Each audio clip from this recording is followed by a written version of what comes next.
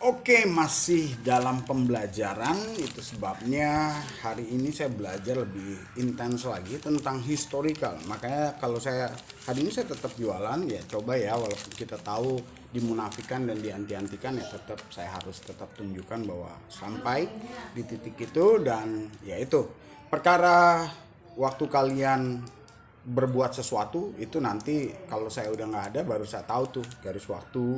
Ketika saya hidup saya lihat bisa garis waktu sendiri, dan apa yang terjadi ketika saya hidup melihat garis waktu orang-orang. Bahkan tadi saya dijelaskan orang yang ngomongin di belakang aja nanti pasti ketahuan, baru ngomongin di belakang tuh. Dan itu urusannya nanti kalau dia tidak punya apa yang saya nyatakan di saat hidup, nah itu baru bisa terbuka portalnya, dan secara alami kealamian saya akan melompat dalam dirinya dan merasukinya dalam sakit penyakit dan membawanya dalam karma ajab sakatul maut, penderitaan. Dan seperti yang saya janjikan, bonusnya adalah sesuatu yang belum pernah ada karena terkait dengan sejarah dan terkait dengan kumparan.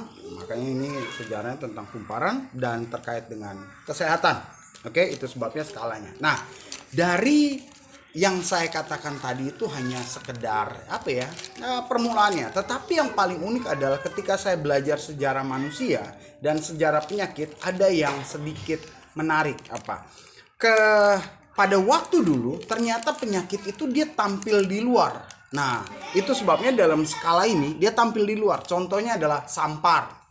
Contohnya adalah kaki gajah. Contohnya adalah pokoknya semua tampil di luar. Tetapi di kekinian ketika saya pakai skala ini ternyata dia merasuk ke dalam sampai di kedalaman, dan dia tidak tampil tetapi ada. Itu sebabnya kita melihat kengerian sampai di satu posisi di mana penyakit itu terkait dengan HIV, dia sudah menggeruk di dalam, lalu tiba-tiba baru tampil keluar.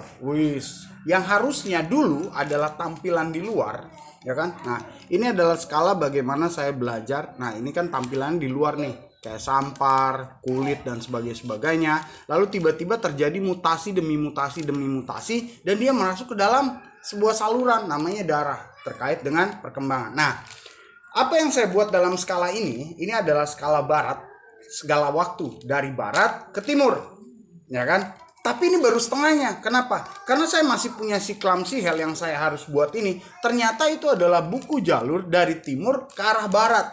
Nah, kenapa itu? Karena ini ceritanya dari pegunungan tinggi, kemudian sesuatu yang nilainya daratan dari sisi manusia, ini mengarah ke laut, ke arah keajaiban. Nah, dari arah kerang siklam sihel, dia dari arah laut, dia ke tepian dan bisa dipergunakan. Itu sebabnya saya pergunakan ini. Lalu inilah modelnya. Jadi ini adalah tongkat ukur setengah. Satu lagi saya belum buat dan saya nggak usah buat dulu, karena dari sini saja saya tahu nih ketika dunia pertama. Jadi istilahnya pasca perang dunia pertama pakai tolak ukur ini. Pasca perang dunia kedua dia pakai tolak ukur 2. Nah, apa sih kaitannya kenapa perang dunia pertama sebelumnya dan sesudahnya kemudian masuk pada perang dunia kedua? Nah, perang dunia kedua ini kaitannya ya. Perang dunia kedua kita tahu itu di tahun berapa, kita tahu ketika Nagasaki, Hiroshima, kemudian terkait di Indonesia sedang terjadi apa. Tetapi yang menariknya adalah begini. Kemarin saya buat sebuah narasi terkait dengan 3 kerajaan yang kemudian di masa itu terkait dengan gospel kekatolikan, gospel, gold, dan glory.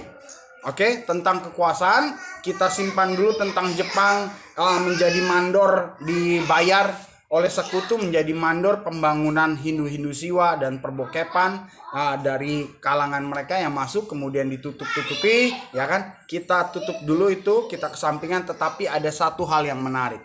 Oke. Nah, peristiwa 3 kerajaan yang kita kesampingkan itu sudah berlalu, itu menjadi simpanan. Dan ketika 1928 ada 3 hal yang membuat dunia tercengang. Wah, mengapa dunia tercengang?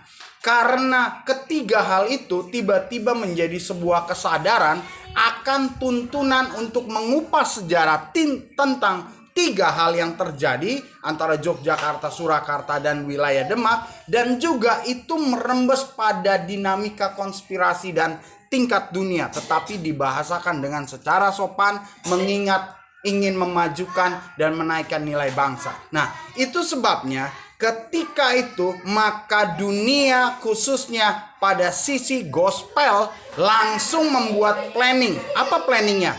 Nama planningnya adalah dekanonisasi. Apa sih dekanonisasi? Dekanonisasi adalah pengurangan, pemutusan. Jadi dalam kitab dari kekatolikan yang lama, dia ada beberapa kitab yang tidak lagi dipasang di rangkaiannya, tetapi dicopot, yang kemudian beralih pada masa kristenisasi. Mengapa demikian?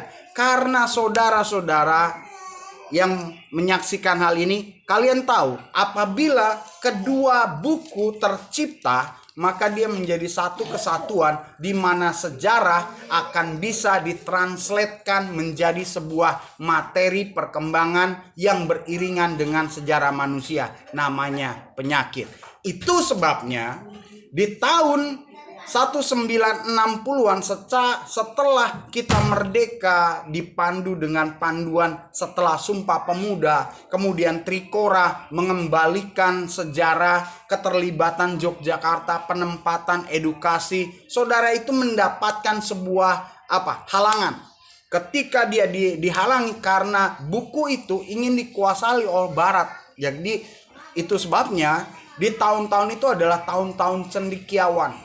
Tahun-tahun itu adalah tahun-tahun di mana kita mulai berpendidikan dan betul-betul mengasah. Tetapi untuk menghilangkan jejak dan untuk menutupi serta mengambil, itu dilakukan sebuah gerakan yang menghancurkan, menakutkan, dan membuat khawatir. Kalau sekarang itu adalah insecure namanya, kecemasan yang diciptakan, yang kemudian merubah pikiran orang tidak lagi berpikir sebagaimana seharusnya tercapai. Nah, ketika itu ternyata ketakutan Barat sudah puncaknya, dan akhirnya bangsa Indonesia yang pertama kali menghebohkan dalam Sumpah Pemuda, kemudian dia masuk dalam terapan langkah pada kemerdekaan. Trikora mulai mengorek, mulai cendekiawan mencari mengapa cendekiawan dalam perbukuan dan narasi-narasi begitu penting dan mereka harus dihilangkan.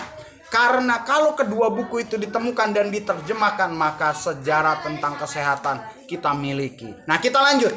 Setelah peristiwa merah-merah di tahun 1965 dan tahun 1960-an lah, kita katakan meranjak 70, kemudian kita masuk era di mana kita dipimpin seolah bapak pembangunan, tiba-tiba di ujungnya di kala sebelum dia dijatuhkan. Tahukah saudara bahwa Taman Mini Indonesia Indah, kemudian Ibu dan Anak, dan yang terakhir adalah tentang kanker serta jantung. Nah, inilah yang ditakutkan.